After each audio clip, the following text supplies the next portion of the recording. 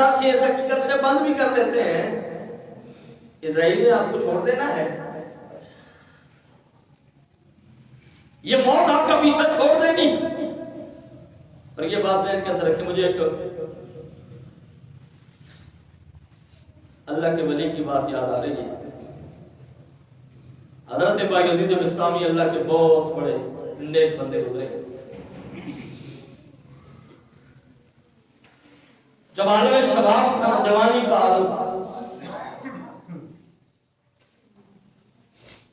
तो ये एक फितरती तकाजा है कि जवानी इंसान से बहुत कुछ करवाती है, जायज नाजायज बहुत कुछ बंदा कर जाता है। आप कोई वैसे कहेगा कि जी मैंने कुछ नहीं किया, तो ये बात अल्लाह किसी को बचा ले अपने फजल से तो अलग बात है, वगैरह इंसान होने के नाते बड़ा कुछ हो जाता है और बहुत कुछ जवानी करवा लेती है।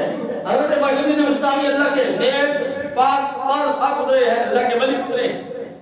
हजरत बायजीद बिस्तामी रज़ियल्लाहु ताला अन्हु आप जवानी का आलम है, घर के अंदर आए, कुछ खादिम थे, कुछ मुरीद थे, उनको कहा, निशान लगा के दिया, उनको कहा कि ये इतनी जगह जो है ना मेरे घर के सेंध के अंदर इतना सा गड़ा खोदा। उन्होंने गड़ा खोद दिया जो ऐसी सूरत में नजर आता था कि कब्र की शक्ल में, एक कब्र की सूरत में वो गड़ा खुदवा लिया। अब सुबह आते हैं उसको देखते हैं, शाम को आते हैं उसे देखते हैं। यही एक जिंदगी का मामूल चलता रहा। उम्र कब ढल जाए पता ही नहीं चलता। यकीन माने इंसान को कुछ पता नहीं चलता। अभी हम है ना, तो अभी जो है वो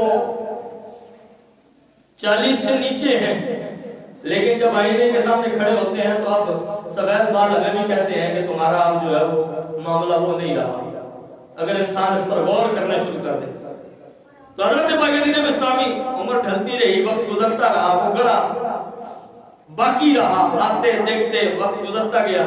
अब बाल सर के भी सफेद होना शुरू हो गए, दाढ़ी के बाल भी सफेद होना शुरू हो गए।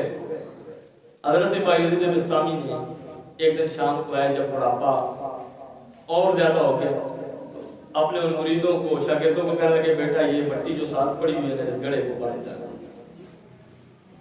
इसको खत्म कर दो, आप इसको बंद कर दो। उन्होंने बंद कर दिया और कहा, बाबा जी ये खुदवाया क्यों था? हर रोज आके देखते भी थे, अब खुदवाया भी अपनी मर्जी से, अब बंद भी करवा दिया। और मैं बेटा खुदवाया इसलिए था कि इंसान जो है ना अल्लाह का बड़ा नाशुक्रा है, बड़ा गाफिल है। ये गड़ा खुदवाया इसलिए था कि जब भी मैं घर से बाहर से होके आता था ना, तो इस पर नजर पड़ती थी तो मुझे अपनी मौत याद आ जाती, अपनी कब्र याद रहती थी।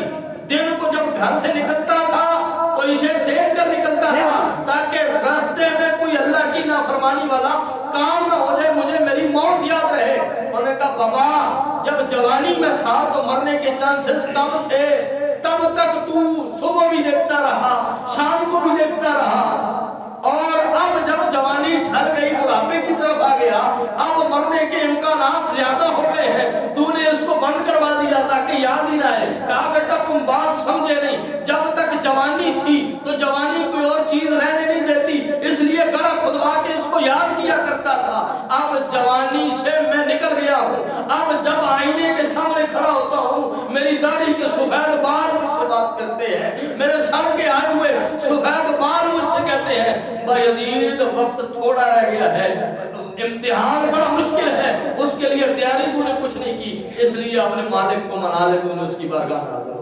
और मैं कल तक वो गड़ा मुझे याद दिलाता था कि मैंने मरना है, अब ये सफेद बाल काफी है मुझे याद दिलाने के लिए।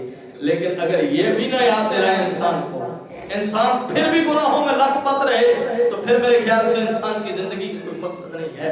इंसान इस हकीकत से कभी इनकार कर ही नहीं सकता। और दोस्तान मोहतरम, अल्लाह के जो नेक बंदे हैं वो कभी इस हकीकत से ना गाफिल हुए हैं और ना इस हकीकत से गाफिल होना चाहिए। हजरत असद बस्ती अल्लाह के बहुत बड़े नेक बंदे गुजरे, तबाइन में इनका शुमार होता है।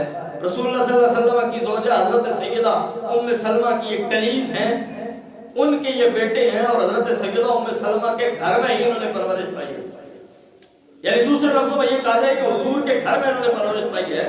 تو حضرت حسن بصری رضی اللہ تعالیٰ عنہ آپ ایک مریض کی عیادت کے لیے گئے. جب اس پر جا کر اس کو دیکھا تو اس پر عالم سکرات طاری تھا, اس پر جو ہے وہ موت کی کیفیت طاری تھی. آپ اس کو دیکھ کر آئے, چہرے کا رنگ زرد پڑا ہوا ہے, ہاتھ کانپ رہے ہیں.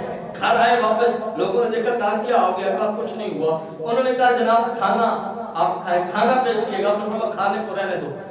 انہوں نے کہا کیوں, کیا ہوا؟ کہا میں ایک ایسی حالت میں ایک ایسے شخص کو دیکھ کے آیا ہوں کہ اس کے بعد اب مجھے میرے اعمال کی فکر ہونے لگی کہ میرے دامن میں تو کچھ بھی نہیں ہے, میرا دامن تو خالی ہے, اور میں اس کو جس حال میں دیکھ کے آیا ہوں, اس سے پہلے کہ میں اس حال میں چلا جاؤں مجھے اپنے اعمال پر نظر ثانی کرنے پڑے گی, اور میں اس حال میں اللہ کی بارگاہ میں جاؤں تاکہ میرا رب بھی مجھ سے راضی ہو, اس کا رسول بھی مجھ سے راضی ہو. تو دوستان محترم یہ انسان کو مثالی زندگی گزارنی چاہیے. اور دوستان محترم آج ہمارا کردار